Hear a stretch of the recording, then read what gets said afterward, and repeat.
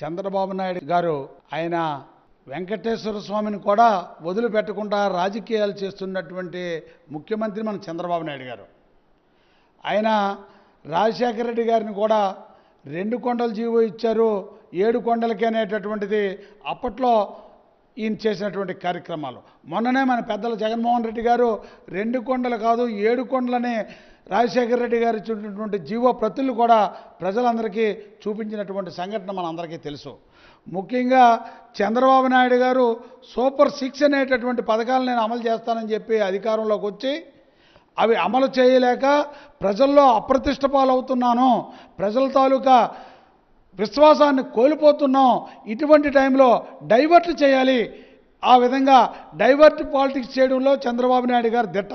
దానిలో భాగంగా తిరుమల తిరుపతి దేవస్థానం ప్రతిష్ట దెబ్బతీసే విధంగా తిరుపతి లడ్డూలో జంతు కొవ్వు కలిసిందనేటటువంటి కార్యక్రమాన్ని లేవనెత్తడం చాలా అన్యాయం, దుర్మార్గం అని చెప్పి నేను తెలియజేస్తున్నాను. మీరు రాజకీయాలుంటే రాజకీయాలు మీరు వైఎస్ఆర్ పార్టీ నాయకులు తెలుగుదేశం పార్టీని విమర్శించుకోవచ్చు, మీరు చేసే కార్యక్రమాలు అభివృద్ధి సంక్షేమ కార్యక్రమాలు మీరు ప్రజలకు చెప్పుకోవచ్చు. మీరు రాజకీయాల కోసం కోట్లాది మంది భక్తులు ఆరాధ్య వెంకటేశ్వర స్వామి తాలూకా భక్తులు మనోభావాలను దెబ్బతీస్తున్నారు. ఇది తప్పు, ప్రజలంతా గమనిస్తున్నారు, మీరు చేసేటటువంటి కార్యక్రమాలనే చూస్తున్నారు.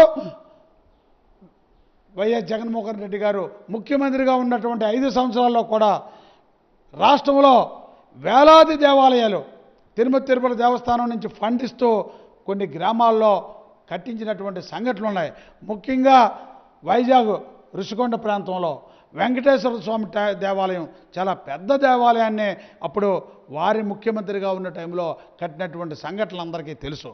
మీరు ప్రత్యేకించి పార్టీ మీద ఉన్నటువంటి ద్వేషంతో వెంకటేశ్వర స్వామిని ఈ యొక్క రాజకీయాల్లో తీసుకురావడం తప్పు అని చెప్పి తెలియజేస్తూ మీరు తప్పనిసరిగా ప్రజలకి వెంకటేశ్వర స్వామికి కూడా క్షమాపణలు చెప్పాలని చెప్పి డిమాండ్ చేస్తున్నాను నేను.